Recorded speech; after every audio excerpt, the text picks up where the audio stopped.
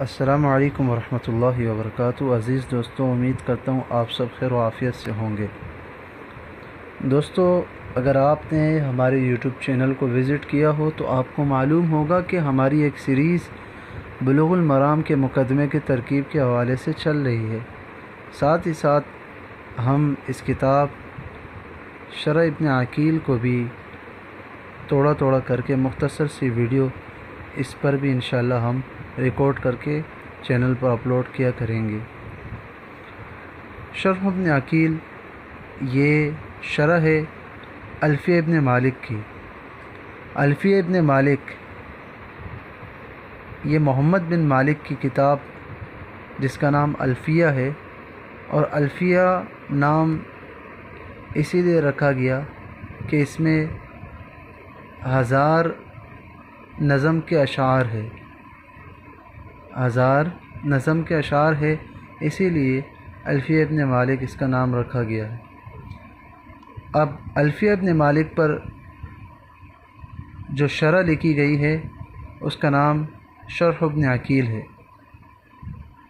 اب دونوں کے مصنفین کے سن پیدائش، سن وفات اور ان کا نام میں آپ کے سامنے واضح کر دیتا ہوں۔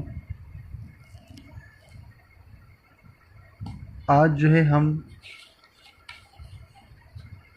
ان کے نام اور سن وفات اور سن پیدائش ہم پڑھیں گے، اور الفیہ ابن مالک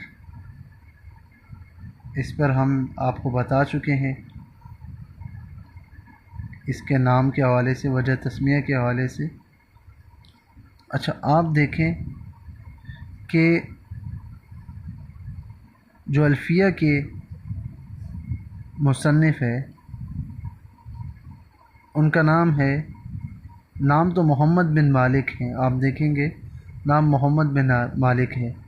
ان کی کنیت ابو عبداللہ ہے، جمال الدین ان کا لقب ہے، نام محمد بن مالک ہے۔ ان کی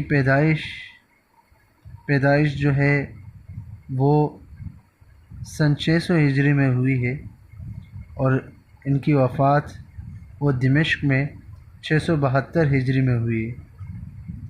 اسی طرح جو شرح ابن عقیل جو اس پر شرح لکھی گئی ہے ان کے مصنف کا نام عبداللہ ابن عقیل ہے، قاضی القضات ہے، یہ بہاء الدین ان کا لقب ہے، اور ان کا نام عبداللہ بن عقیل ہے، مصری ہے، ہاشمی ہے۔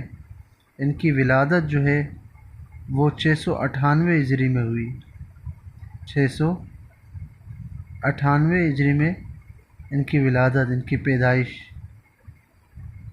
698 ہجری میں، اور وفات ان کی 769 ہجری 769 ہجری میں ان کی وفات ہوئی ہے۔